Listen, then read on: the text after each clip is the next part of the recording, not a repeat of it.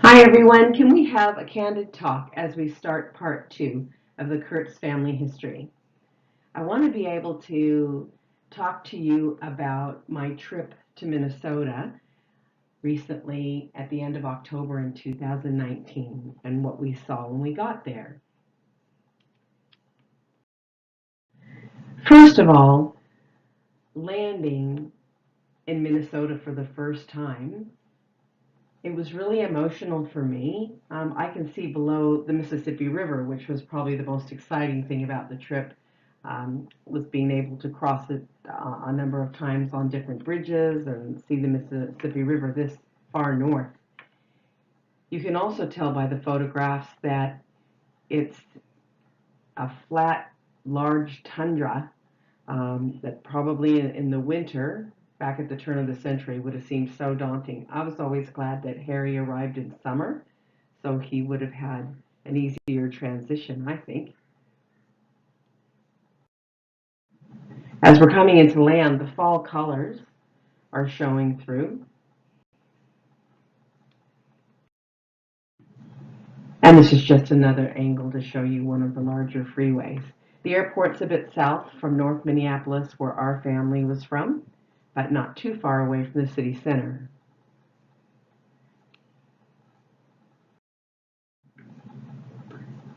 This fellow here, Ray Lazar, from the Jewish Society of North Minneapolis, was supplied to us for the day for free. He brought along this map from 1940, which I already had a copy of, and he had a plan that we'd worked on for quite a few months to show us as much as we could in the one day. He was fantastic. I can't tell you enough. He even went to the junior high school that our relatives went to, Lincoln Junior High, and he lived in that area, so he knew it very well. He's a retired lawyer, and he's doing this in his spare time. Also, took us to his house, so we got to meet his wife. They lived right on the Mississippi River, and it was just thrilling. We had a big day together, but emotionally, it got a little bit too much, and we finished the whole day up in a fantastic deli, and we bought him lunch, but I had to go out the next day, just Alan and I, to do the cemeteries, which I'll be showing you more about. Ray was happy to take us, but we could work that out ourselves.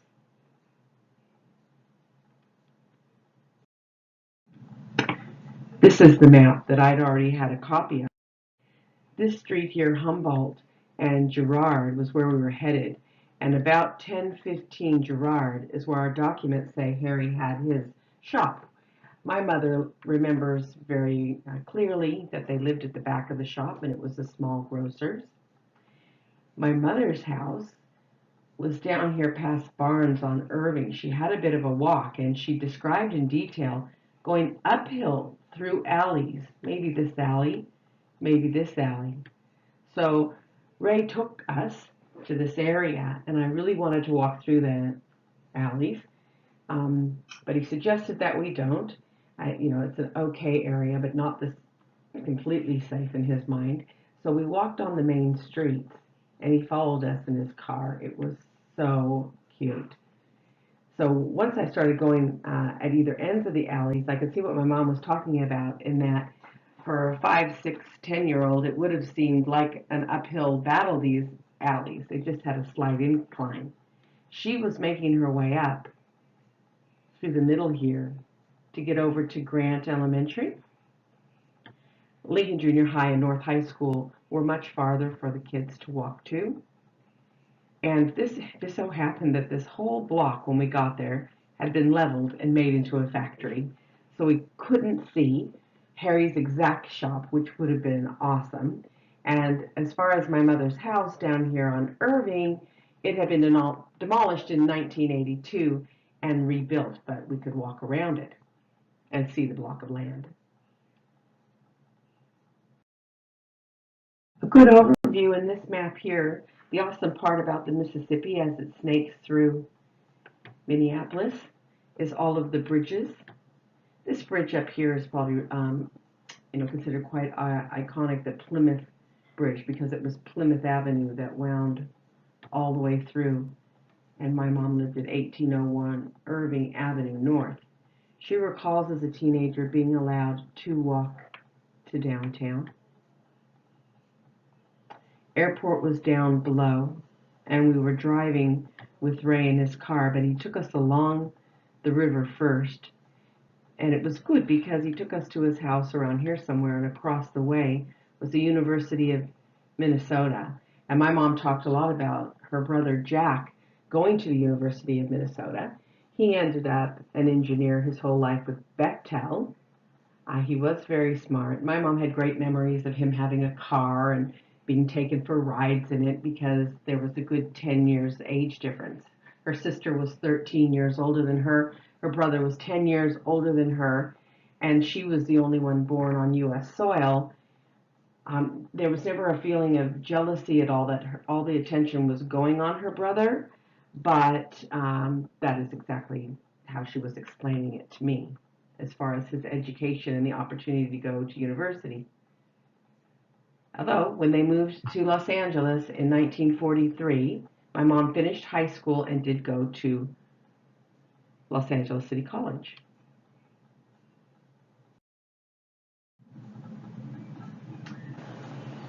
I wanted to show these photographs as well.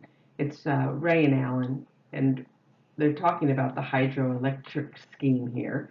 But across this bridge here is the start of the University of Minnesota. You can see straight across, and Ray lived just along the water.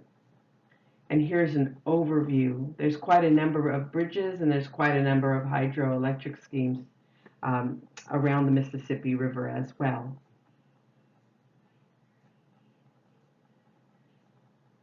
You're really not that far from Canada here if you were driving up north, due north.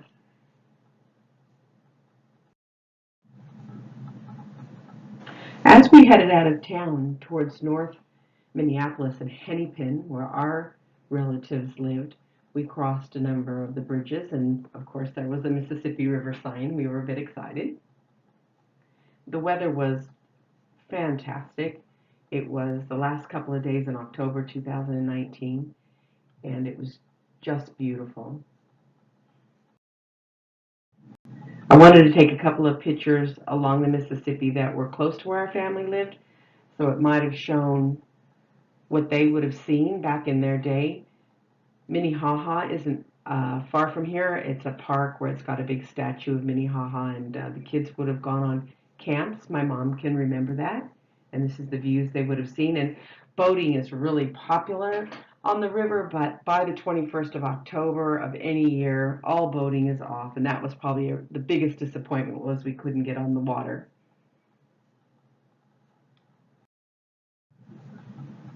Can I go back for a minute and talk about these alleys that my mom described?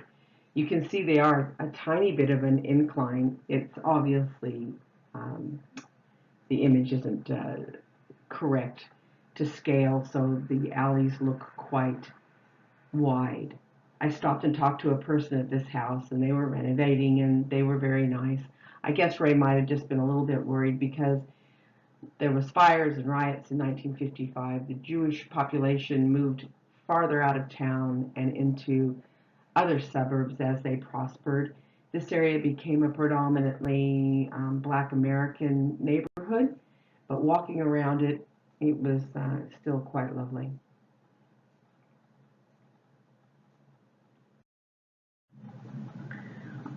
On the corner, not far from Girard, where Harry would have had his shop, I could see across and catch a glimpse of the city skyline. We actually never drove into the city. We concentrated our whole stay just around Hennepin County and the cemeteries and the streets that our family lived on and the architecture that was there that I wanted to show you.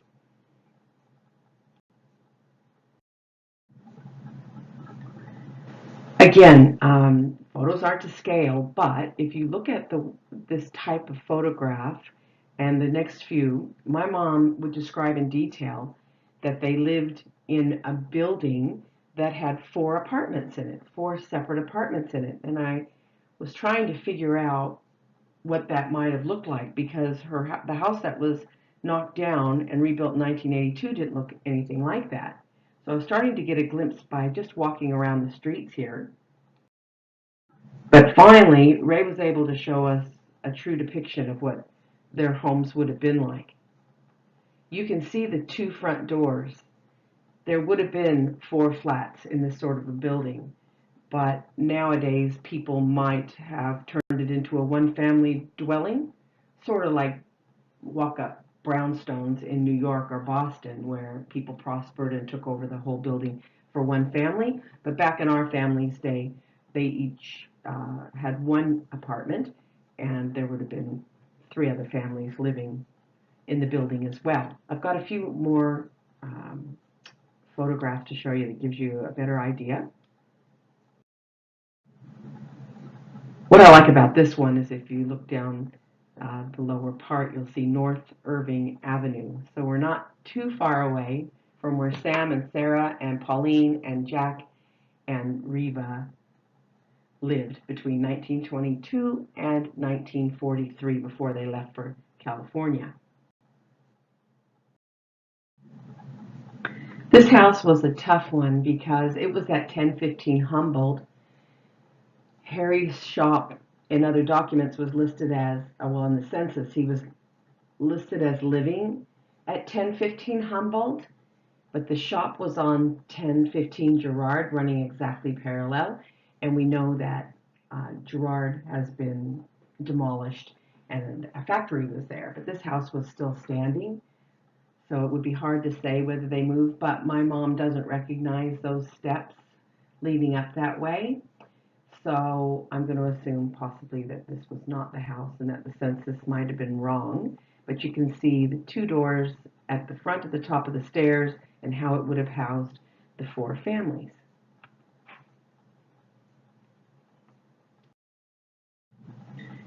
This one Ray pointed out as being the orphanage, and um, my mom didn't remember anything about an orphanage being just around the corner from her house, which was a shame. We would have liked to have known more about it.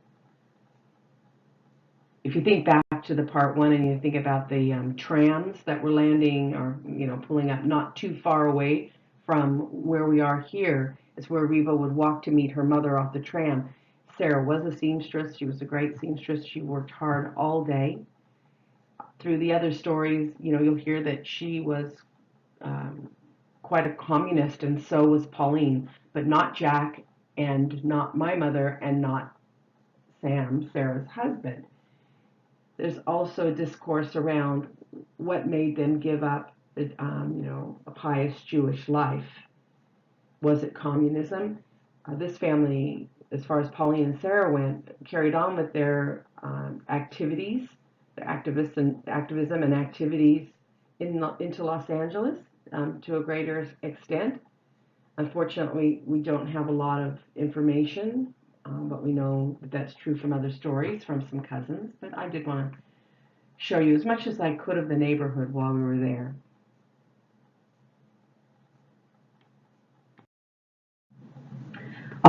I'll change tack for a few minutes. I want to introduce my Aunt Pauline. Um, she was born in Ukraine with her brother Jack. They had a perilous journey to get from Europe to America, and we're really fortunate that she wrote two short autobiographies, and I'm going to share with them with you on the few slides coming up. She lived almost to 100. Her brother Jack lived to 100, I think, and my mom is 91 and a half.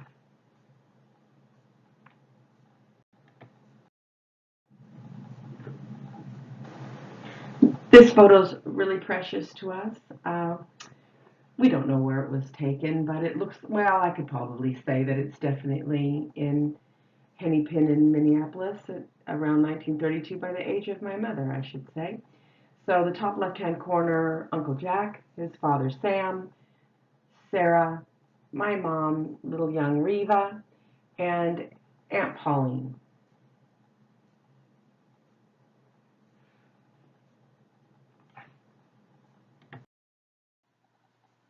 Pauline Manpearl's stories are a great place to start when we look at the history of the family Kurtz.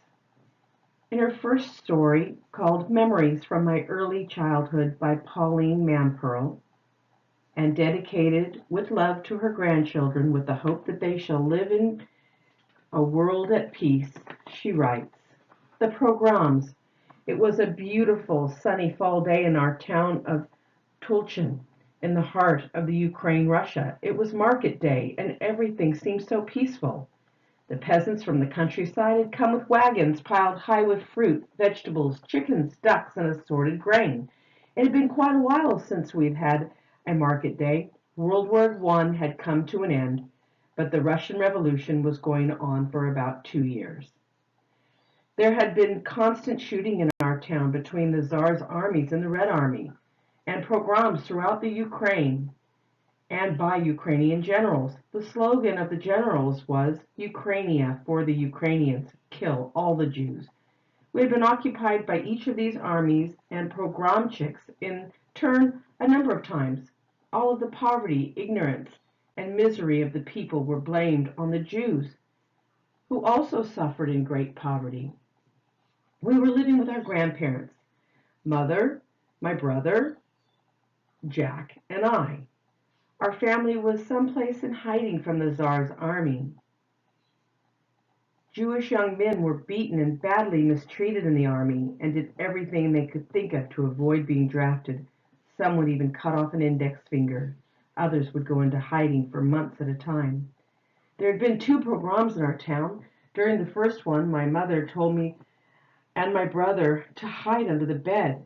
After some time, listening to shots ringing out and screams, we heard banging on the door. It was some peasants whom my grandfather recognized. He had been buying milk and horsehair from them and selling it in town.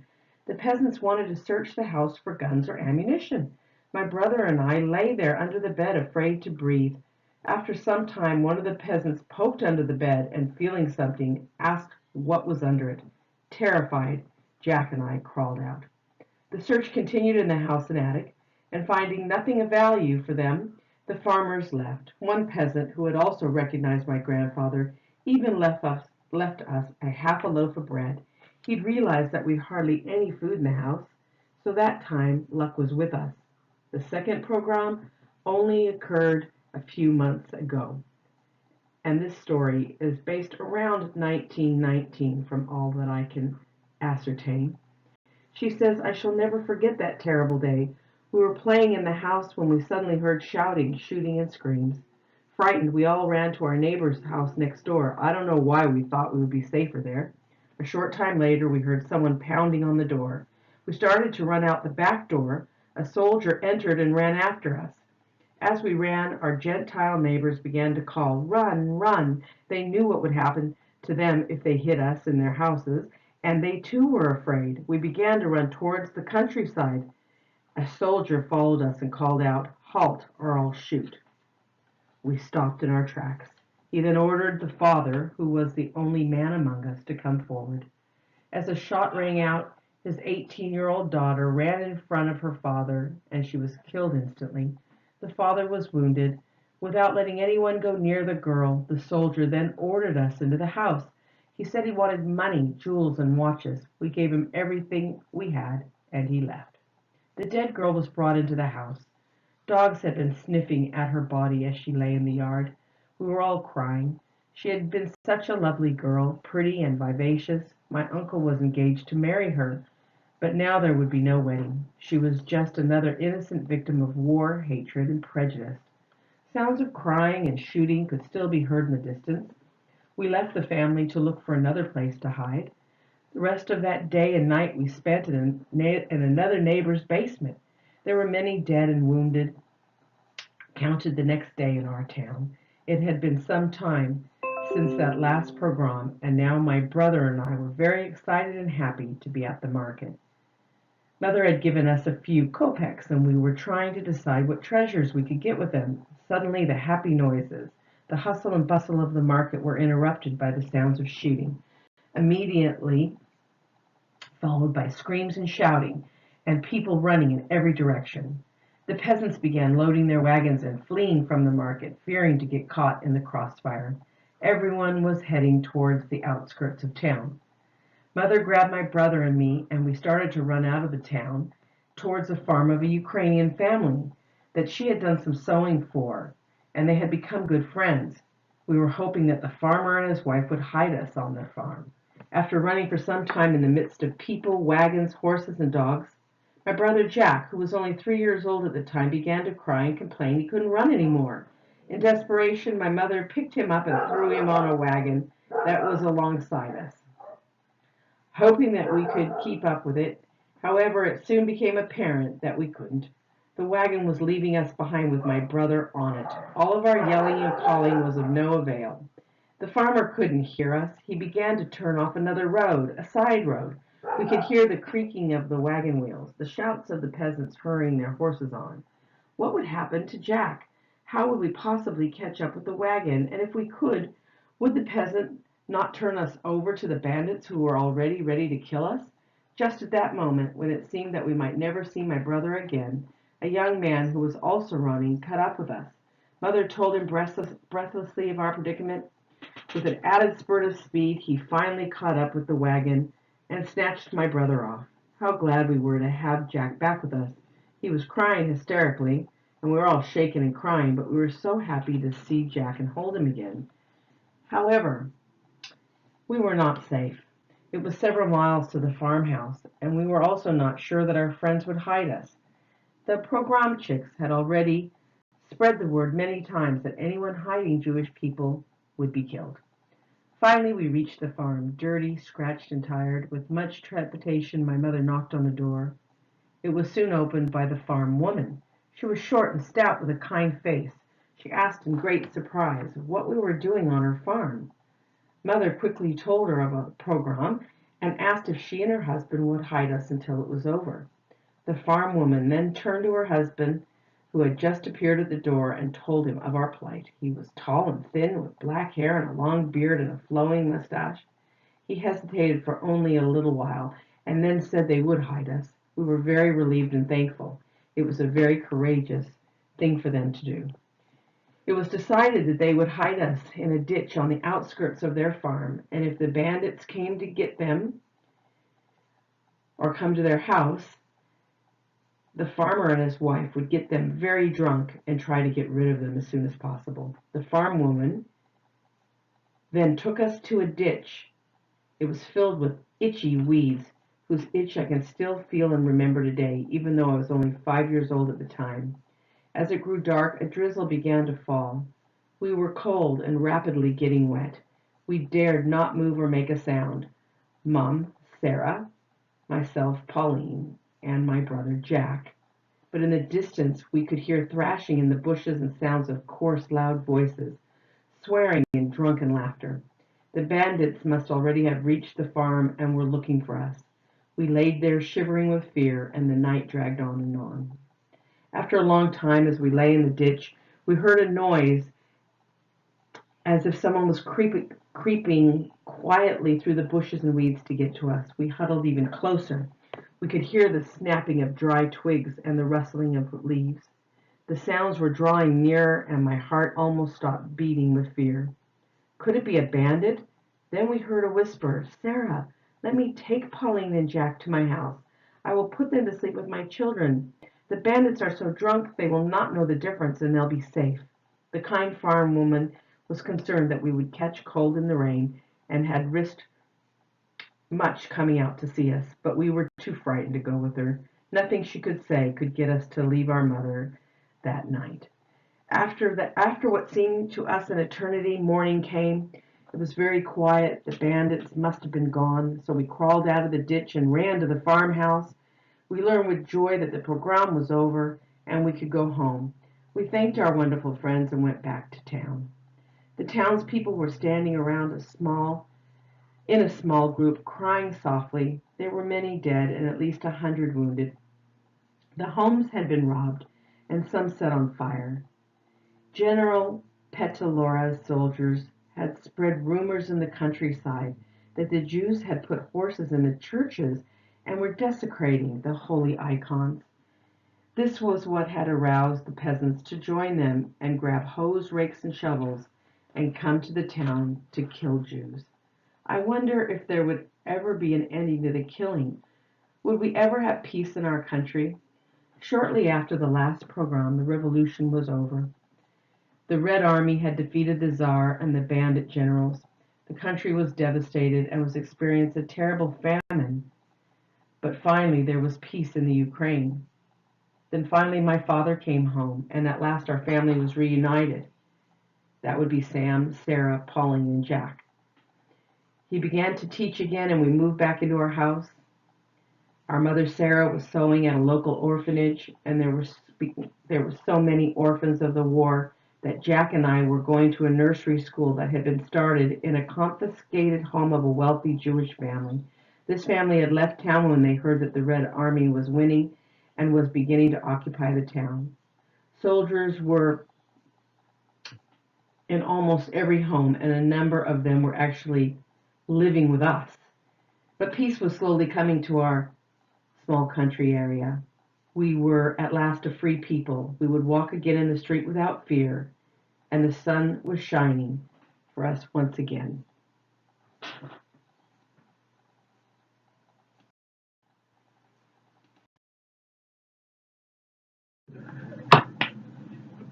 Pauline's next short story is called Going to America. She writes, the year was 1921. It was 10 years since my grandfather, Harry Kurtz, had left for America, and since grandmother Elka had heard from him.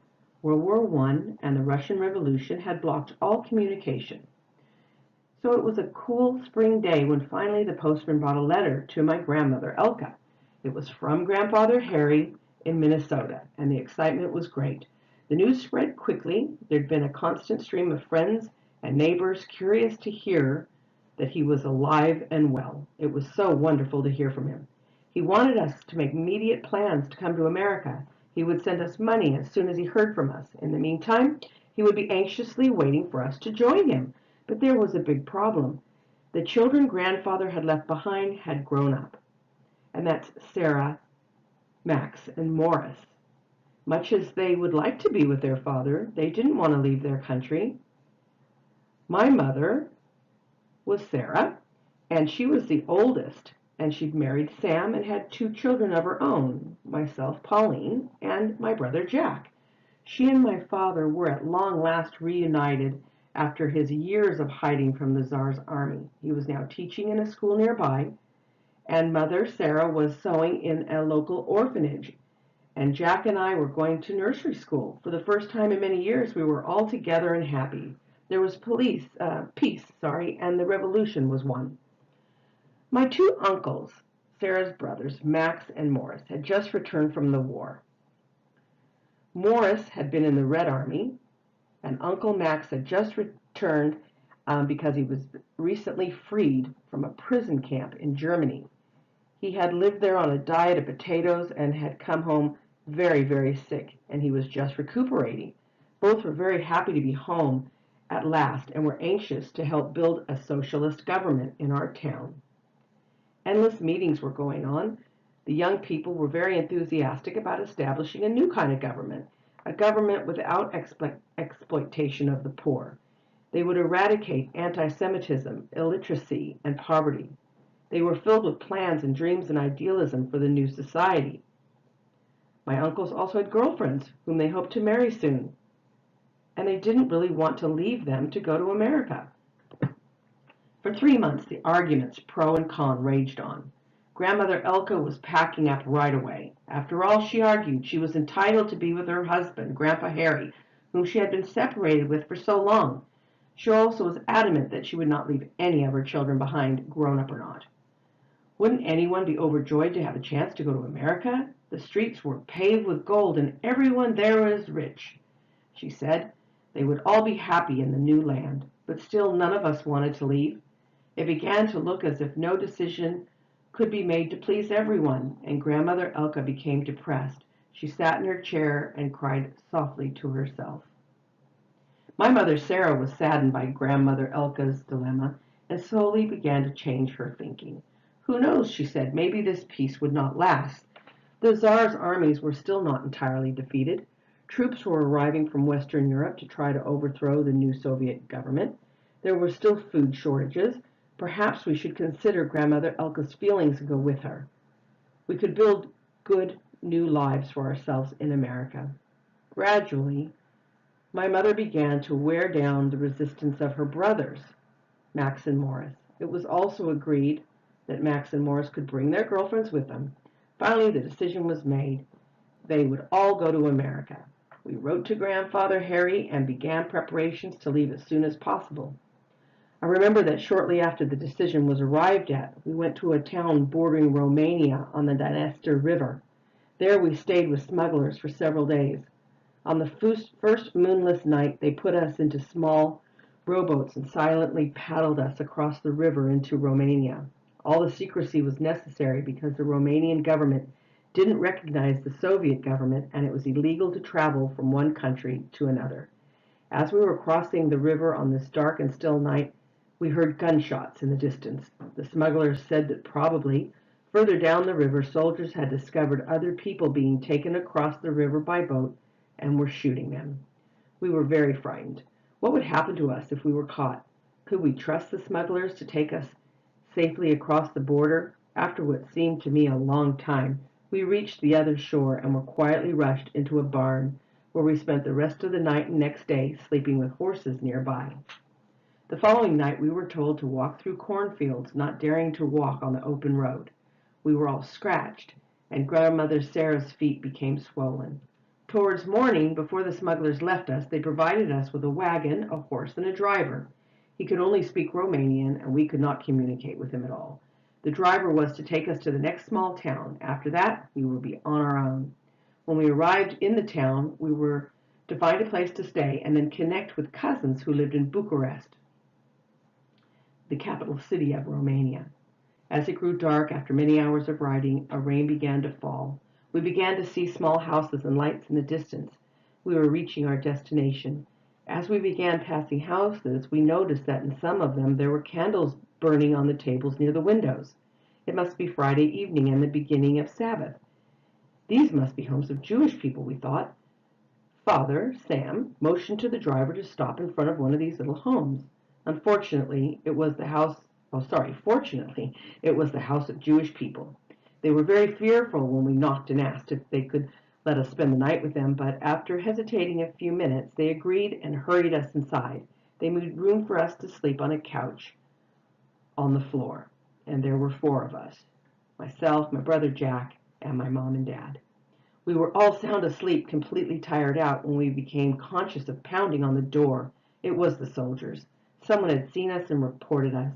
They hustled us out of the house, and we were ordered to start walking. After stumbling along in the dark beside the soldiers in the cold dawn for quite some time, we began to think that we would never get any rest. And then finally we reached some army barracks.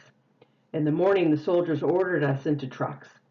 We rode in these trucks what seemed to me a very long time, perhaps an hour or more, but I was only a young 6-year-old. We came to an old, square, brown building. Entering, we saw that we were in a very large room, bare of any furniture. It was filled to overflowing with about 200 other people, men, women, and children. All were lying about on the floor. The children looked listless, and some of the older people were crying. One man sat in a corner strumming on a guitar and singing a melancholy melody. This was the concentration camp for Jewish refugees. We lived in this room for 2 weeks. There was no privacy of any kind. Some of the people were sick.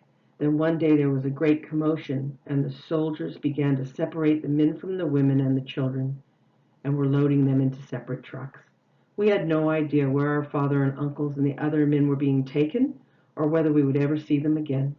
We got no answer from the soldiers to our questions. People became hysterical with fear, and there was crying and screaming. Several days later, the women and children were also put into army trucks and driven to an old synagogue near the outskirts of town. We were installed upstairs in the women's section of the synagogue. The narrow balcony was furnished with a long wooden platform. This was to be our community bed. Nothing else was in it. We were kept in this place for 3 months. Soldiers watched over us day and night. They fed us outdoors. There were no toilet facilities. We had to go outdoors to relieve ourselves, and sometimes, just for fun, A soldier would shoot his gun up into the air just to frighten us more. The days dragged by slowly. Many became ill. The food was old and moldy. There was no milk for the children, only some weak tea. One woman gave birth to a premature baby, and he only lived for several hours. There were arguments and constant crying, and we felt completely hopeless. Every Friday evening, a few old men used to come down to the synagogue to pray. Mother watched this with growing indignation. Why didn't they do something about us? Were they so beaten and frightened they couldn't help? She began to talk to the other women. Something had to be done about our situation, she argued. Our only chance of getting out was to reach these old men and to get them to talk to some important people in town. This desperate situation made the women decide on a certain course of action. So the following Friday, when the men gathered to pray, the women began to pound on the windows of the balcony, which was separating them from the men. The women called and yelled until the men heard them. After listening to our pleas, they agreed to try to help us. It took another 2 weeks of anxiously waiting to hear from them before they told us that they were talking to some wealthy Jewish people who would try to get us released from our Romanian prison. At last, after bribing some officials, the wealthy Jews were successful in getting us our freedom. It took several more days to locate our missing father, Sam, and uncles Max and Morris. They too had been trying to get out of the synagogue where they were being held captive. After several tries, they had gotten enough support and money to bribe their way out. They found out we were being kept in the synagogue, but they were not allowed to visit us. So it was a wonderful day when we were all reunited. We all rented a tiny house on the outskirts of town where the gypsies lived. We cooked our meals outdoors, just as the gypsies did, on an open fire. In the evening, we watched them dance and sing and play on their guitars. It was summer, and it was beautiful and warm. We wrote to our relatives in Bucharest, the capital city, and after a short time heard from them. Then we went by train into Bucharest, and there were many smiles, tears, and kisses when our cousins met us at the depot. They had found a small house for us to live in until we could leave for America and to Grandpa Harry Kurtz. Shortly after we got settled in our new home, Max and Morris married their childhood sweethearts. Max married Lena, and Morris married Annette. In the meantime, Grandfather was sending us money for visas and passports from Minnesota, and there were many delays, and it took several months of arguing and lots of bribing before all of the necessary papers were gotten together and we could make plans for the 11 of us to start our immigration. During this time, my father Sam and his uncles Max and Morris, and my uncles Max and Morris, were picked up several more times by police and charged as being Bolshevik spies from Russia. They were beaten, and the only way to free them was by bribing. Just a month before we finally had all of our passports and papers, Aunt Lena gave birth to a beautiful baby boy. One more passenger was added to our list, and that was baby Sam. At long last, we were on our way. Our family consisted of grandmother Elka, my mother Sarah, my father Sam, my father's sister Emma, also my uncle Max and his wife Lena and their baby Sam, Uncle Morris and his wife Annette, my brother Jack, and myself. We're ready to go. Imagine obtaining the necessary documents from hostile countries for 11 people all across Europe from public officials whose every hand was extended for bribes. We traveled across Romania by train to Cherbourg, France, a port city. After 2 weeks, we finally boarded a beautiful, huge ship called the Aquitania of the Cunard Line. 10 days on the Atlantic Ocean, which included one storm, with everybody on board seasick, only excluding baby Sam, who happily sent up rainbows while lying and kicking in his bunk bed. Together with hundreds of other immigrants from all parts of Europe, we arrived at Ellis Island in New York, and it was October 1922. At Ellis Island, we were tested for intelligence, glaucoma, and other illnesses. Some members of the Jewish organization took charge of us, and once we all passed our tests, we were put on a train in New York bound for Minneapolis and grandfather Harry Kurtz. It had taken us a year and a half to reach America, with lots of grief and hardships and a few happy events. Today, the same trip could be made in a day or two. By the time we arrived, grandfather Harry had depleted every bit of his savings and lost his first dry goods store because he used all of his savings of 10 years to get the money together to bring his family over to him. I sometimes wonder how different all of our lives would have been had the family chosen to remain in the Ukraine in the Soviet Union.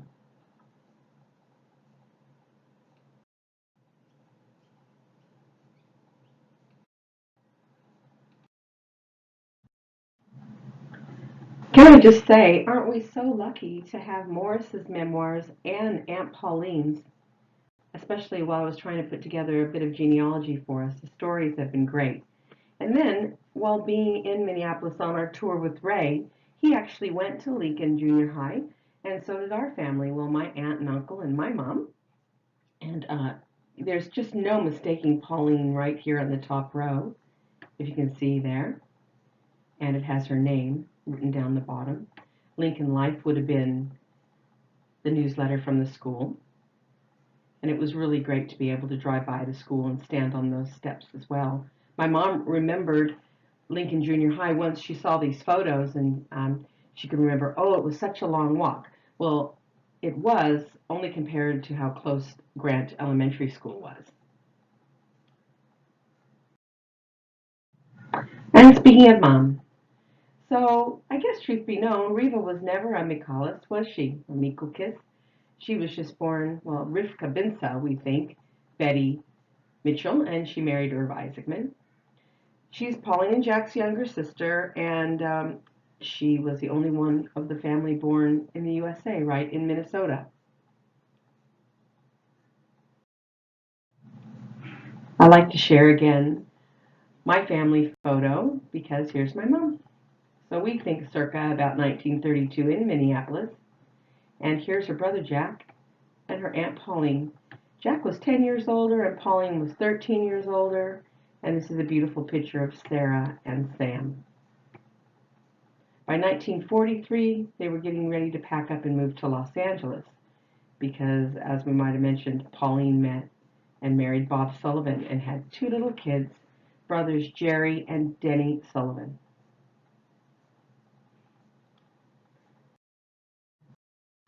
I really like this photo because when I showed Mom, she recognized the steps of her elementary school as well, even though the only photo in the historic archives that I could find was from 1953.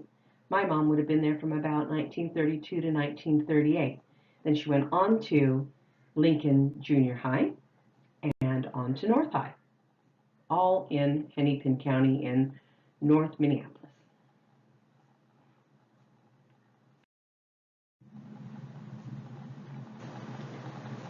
I'm just going to pop back to the Lincoln Middle School or Lincoln Junior High because, as Mom said, this school was a bit farther walk, and she really remembers more about the Grant School Elementary School because she got to go up the back alleys behind the streets and up to Zeta's for a candy and on to school.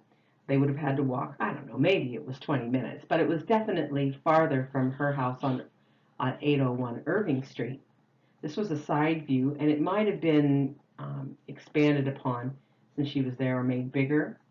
This is a plaque we saw at the front that said from 1922 it may have opened. And we stood on those steps too, and just right here is where that plaque is.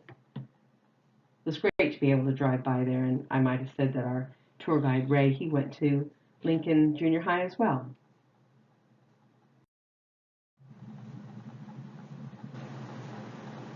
One of the greatest finds during research was finding the Polaris 1943 yearbook from North High, and then actually finding my mother in it.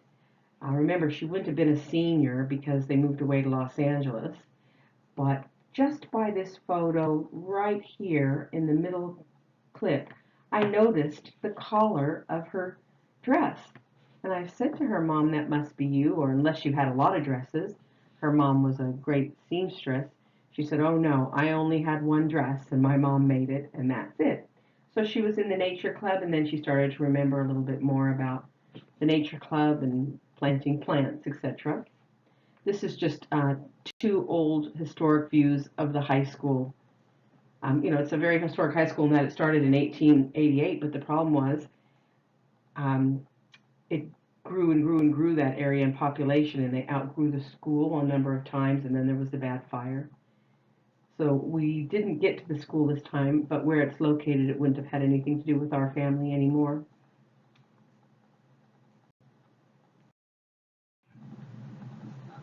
If I can indulge myself with my family for a minute, and I hope that everyone that gets this presentation makes their own. And if this is part two, I hope that we get a part 3, 4, 5, 6, 7, and beyond of your close family, and especially if you have any photos of our late relatives, that would be great to share with everyone.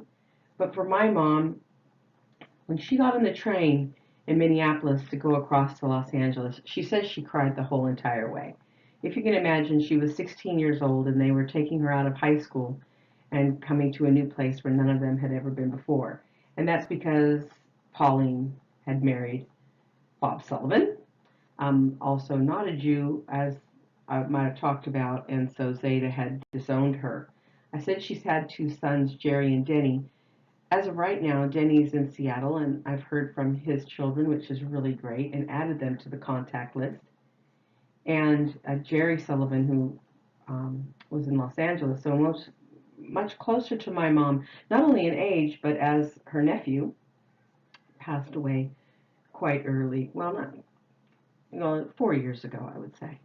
But this is just a great picture of the grandparents as well, Sam and Sarah. So Reva married Irwin in January in 1948 in Santa Barbara in California. And this is a glamour shot I came upon of my mom, which is so fantastic.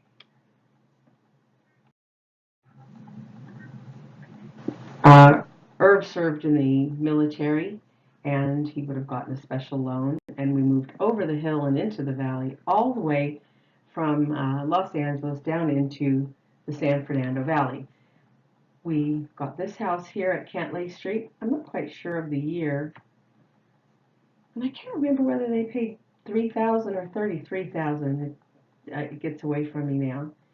I see a great big tree we used to have in the front is gone, and that was at 22712 Cantley Street, and the children, we all went to Canoga Park High School. This is us as little kids. So I'm the youngest from 1959. I'm here, and yes, I was born with all that hair. And Lynn in 1954, and Lori's the oldest at 1952.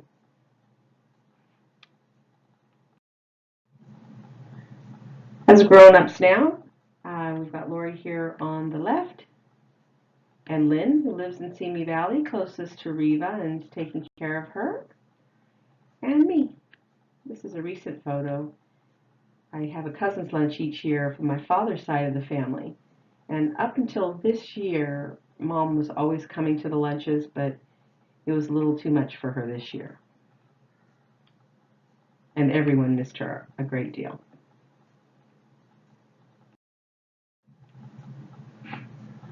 I put together this little collage just to show you some more extended family, because here's Reva, and she loves all her kids, and this is her oldest grandchild, Brian, and his wife, Sarah. Those are Lori's kids. The next is Chrissy, then Jamie, and Michael. And I just love this picture of my son, Peter. He might have only been 17 there. And he's the younger one. He'll be 25 this year. And my older one, David, will be 29 this year.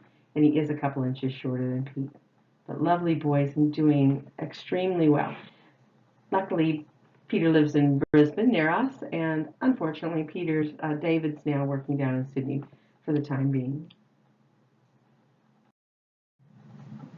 I like to boast that Irv and Reva came to Australia 13 times. We always had such a great time. We would travel and do things. It was just so easy. And Mom even made so many friends in my town here in Australia, in Brisbane, that she had her 70th birthday party at a venue right near my house. Their last trip was in 2010. We did a driving holiday. We flew to Melbourne and went on the Great Ocean Road all the way to Adelaide, something similar to America's Highway 101 between San Francisco and Los Angeles. Great place to visit, and we had just a great time. We miss Dad so much, and we certainly wish my mom could still come over here, but it'd be a bit too much for her at 91 and a half.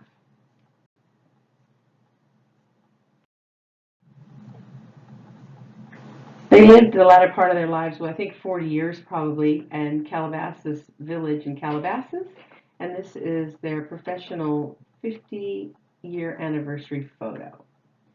This here just shows you one of our family traditions of going to Vegas for Christmas. They absolutely love that. And this is actually their 66th wedding anniversary. I was with them in the January, and Dad passed away in the May of the same year, in 2014. When Dad passed away, we faced the dilemma of how would our mom live from that point on, and we found a really nice assisted living near Lynn so she could keep a good eye on Reva and take care of her, which she does and did. And the first place was called Sunrise Senior Living, and she had a great apartment there. She was there for about 4 years. Recently, she moved just down the road into a house sort of board and care because she is 91 and a half. And Lynn's right nearby to visit her all the time. And I've been flying in for a few months each year from Australia. And we just have a wonderful time visiting. And she looks really good and sprightly because she is. And she's got a really good attitude.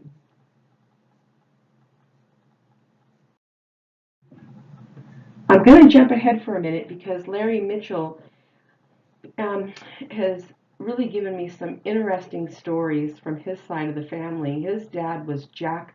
He was the oldest of Paul, not the oldest, but the male and older than Reva in the family. Mom talks so fondly about him and was telling a story the other day about how he was really focused on, not that she was jealous, but they wanted to get him into university, and which he did, and he became an engineer and did so well. Right on the Mississippi River, where the hydroelectric plants were, is the University of Minnesota, and that's where he went. Because he was 10 years older than Reva, she remembers being driven around in the back of his coupe car. I thought that was fantastic.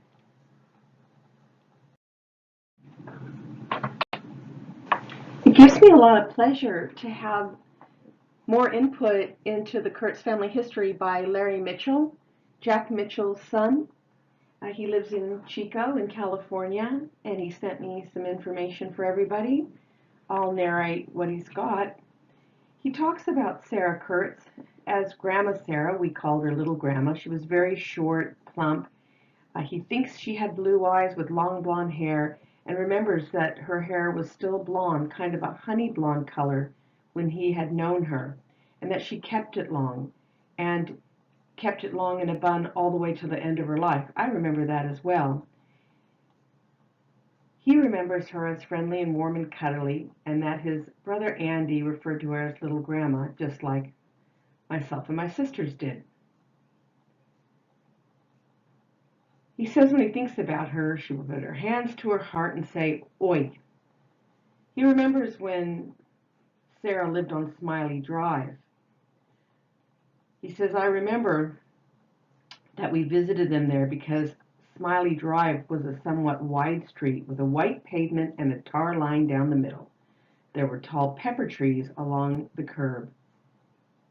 And he says he remembers that Grandma and Grandpa Mitchell, because that's what they called them and never by their first names, lived in the larger house on Smiley Drive. My sister or sisters were born on Smiley Drive, and Irv and Reva and I, 5 or 6 years ago, took a historic drive back to the house. It was amazing. He talks about that Grandpa Sam died and then Sarah lived out in the back of the house for a while.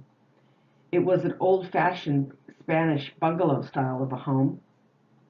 He remembers being in their living room and being asked to stand up on a footstool and sing, being surrounded by Grandpa Sam's adoring sister Emma and her husband Simon, and he believes that Jack and Ann, his mom and dad, would be there too. He talks about how much he liked Simon, and I know for Simon and Emma, they ended up in Tucson, Arizona, and we had to travel there a lot to visit them too. He says Simon liked to smile a lot and sing, and he would sing Cruising Down the River. He says he can remember Grandma hanging clothes out to dry and being fascinated by a clothesline. He said it might have been on a wheel, and you could stand on the porch hanging up the clothes and wheel them all the way out over the backyard to dry. He remembers that Grandpa Sam was an upholsterer, or had been, and it seemed that Grandma and also his dad Jack knew how to do that kind of work. He was amazed that they could use an upholsterer's hammer, which was notoriously magnetized at one end. Larry would watch them take small handfuls of tacks and put them in their mouths, and then use their tongues to push one tack at a time out of their mouth and onto the end of the hammer, to be nailed into the chair they were working on. He seemed to recall Grandma Sarah sewing.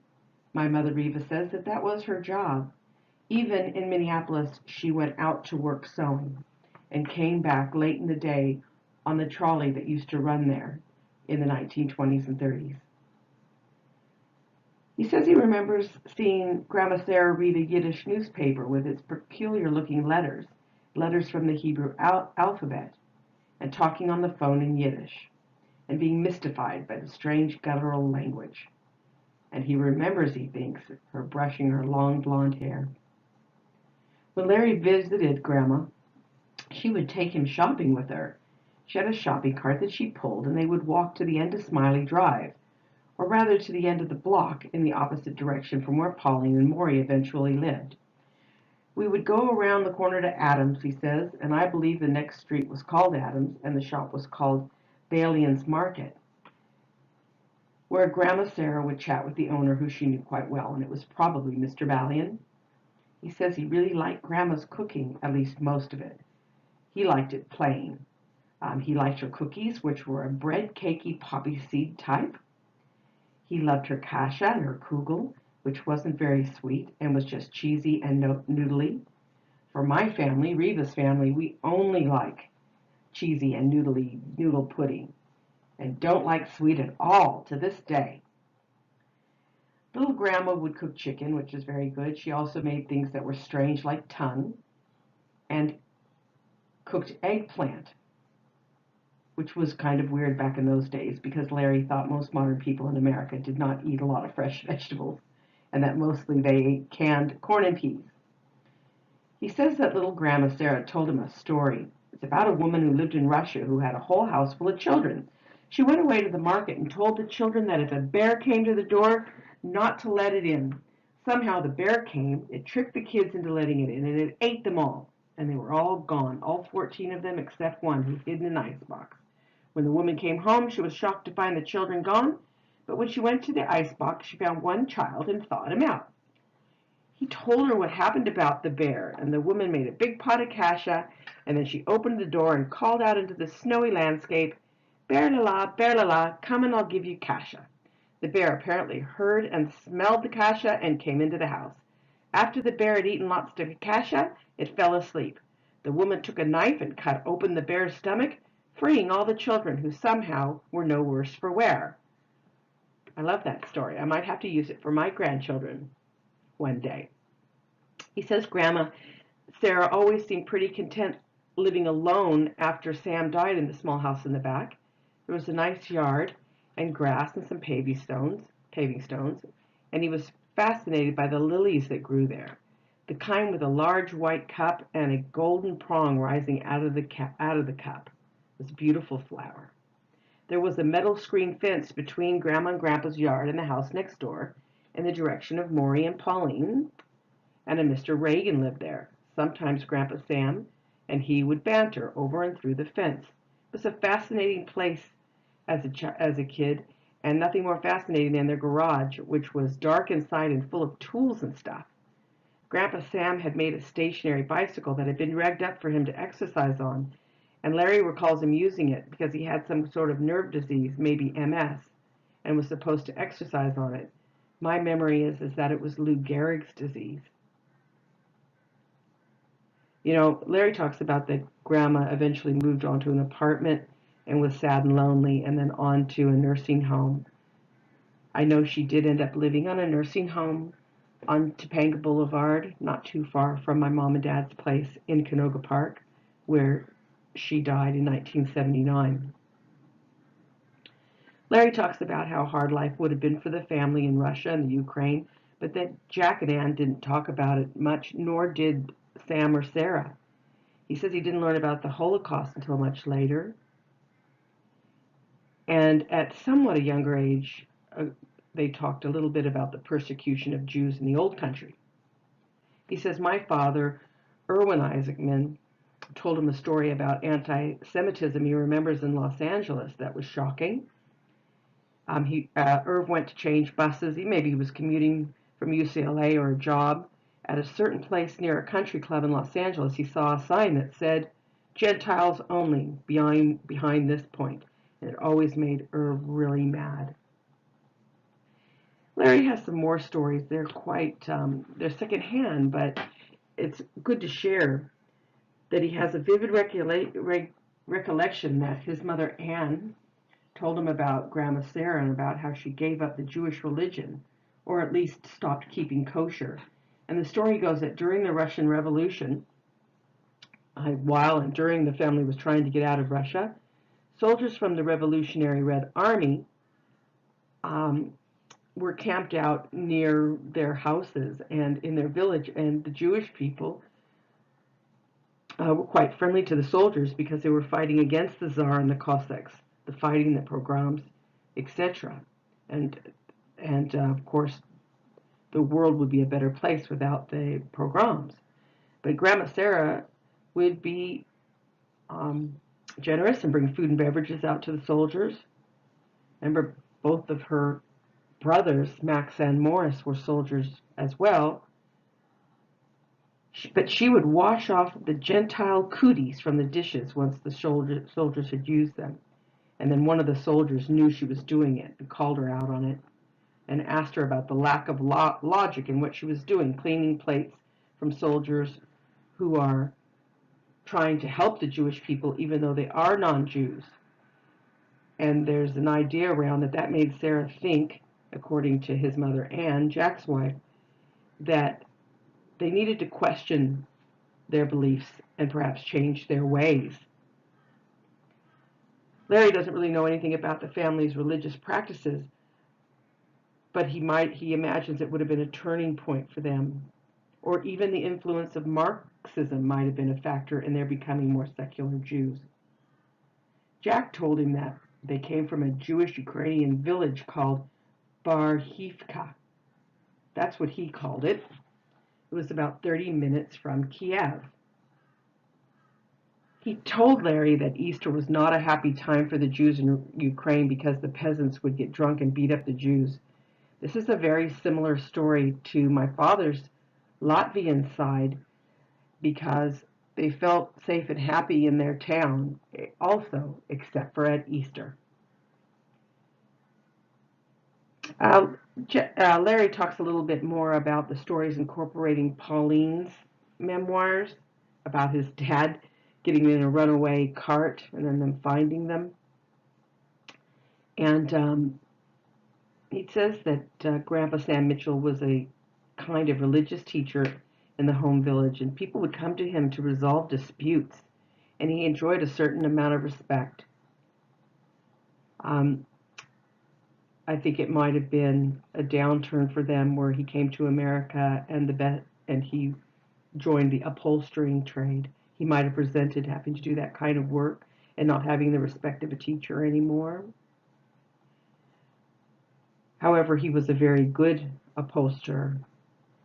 And in Los Angeles, Larry thinks he might have worked at the Biltmore Hotel or a hotel, something like that, because there was no pressure and there was always plenty of work and he could do it in his own pace.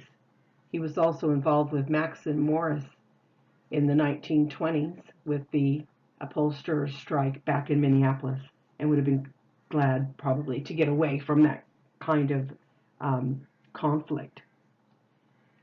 Larry remembers little Grandma Sarah and Grandpa Sam as not exactly the most cheery types of people, and they were pretty serious, but they might have felt the weight of their hard lives back in the old country. But he remembers that Sam's sister Emma and Simon seemed much more lively and cheerful, especially Simon, whose eyes kind of sparkled.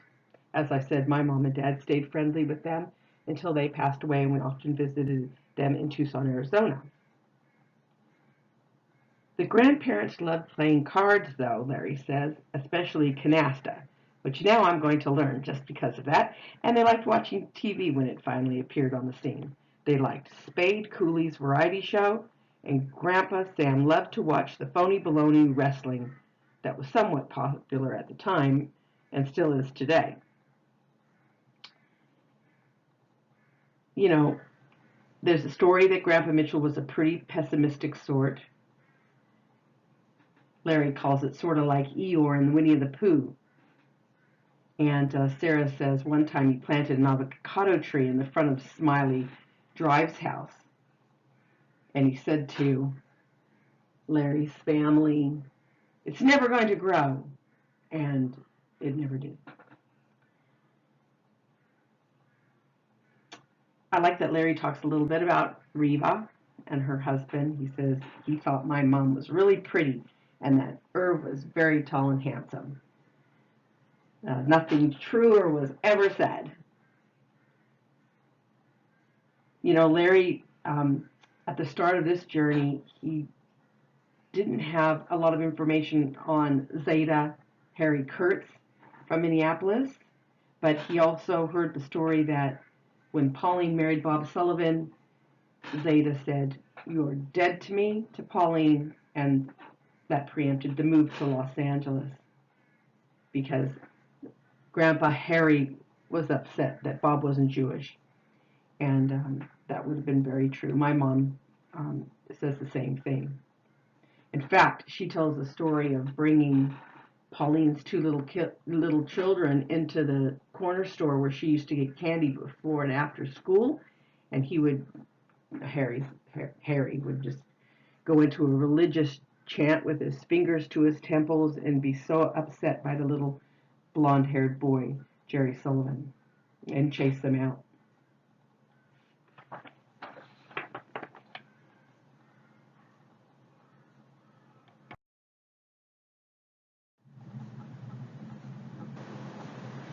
Larry added even some more stories. You know, some of you know I was looking for my Aunt Emma and Uncle Simon. If only I could remember their last name. They moved on to Tucson, and Emma was my Grandma Sarah's husband, Sam's biological sister.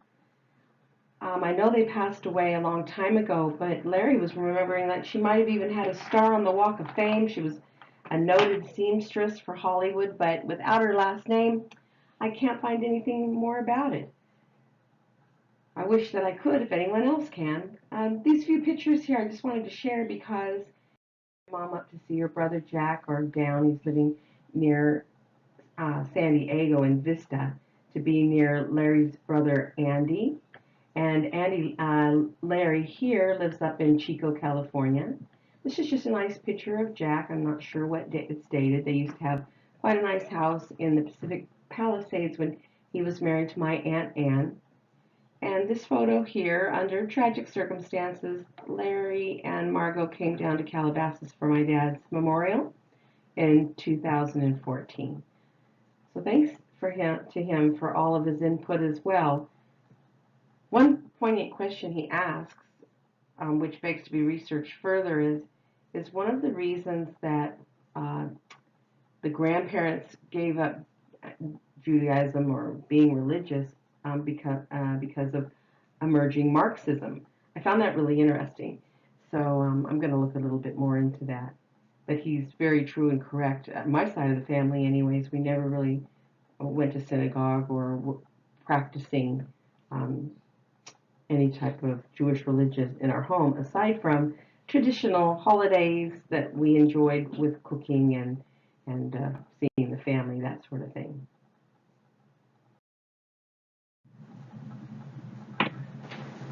Here's my beautiful mother in 1964. I'm absolutely loving her fake tattoo on her knee.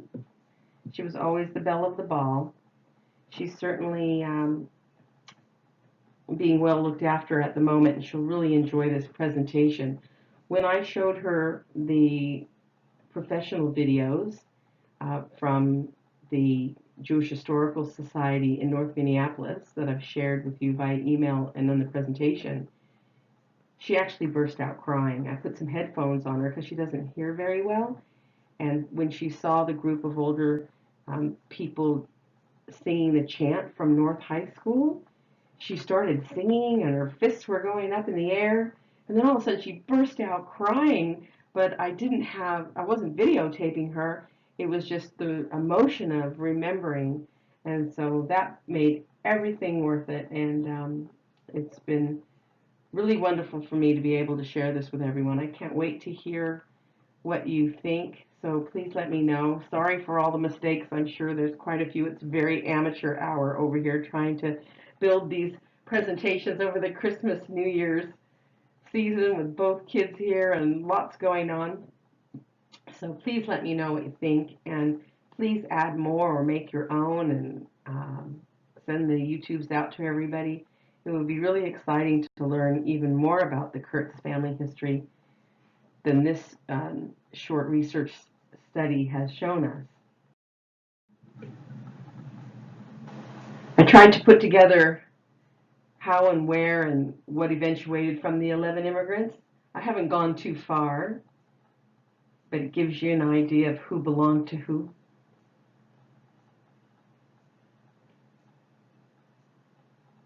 Extremely fascinating to meet Matthew Kurtz online for the first time ever. He's young, only 30 years old, and he's so interested in genealogy. He's done the family tree on his side.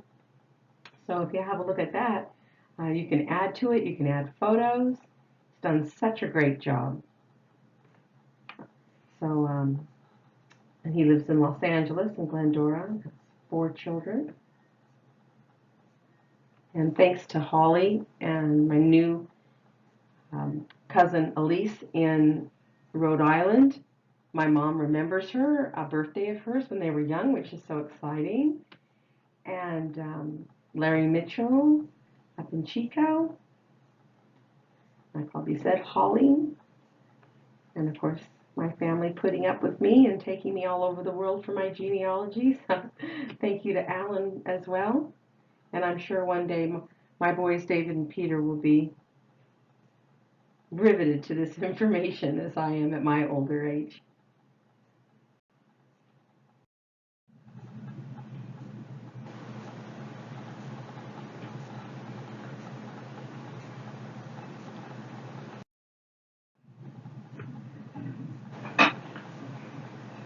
Just a reminder for everyone about this DVD that Ray gave us, that Robin gave to him. I have the actual DVD. I know I've emailed you the 9 parts of the DVD. I was able to do that because they're very professionally edited and done right on YouTube and free to look at. So due to media and IP and intellectual property rights, they wouldn't let me upload it into this presentation. And so I just want to remind everybody that want their own copy, they can make contact with Robin there from the Jewish Historical Society of the Upper Midwest.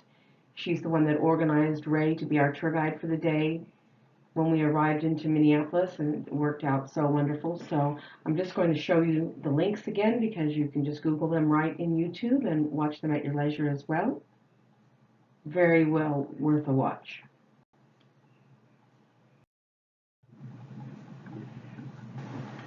So here's parts 1 to 9, and I hope you enjoy them when you get a chance to have a look and pass them on to all the relatives that you can, and of course pass on our part 1 and 2 of our Kurtz family history as well.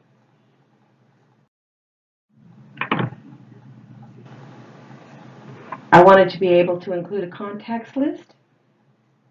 I've got Alan and I and both our sons. We're in Australia, and all relatives and family, we'd love to see you down here sometime. And if you'd like to get in touch with each other and again, add, the next parts to our Kurtz family history from your side, that will be great. And thank you so much for staying tuned for my two genealogical presentations. It's been really rewarding and heartwarming to do it, and the most exciting part is sharing it with my family.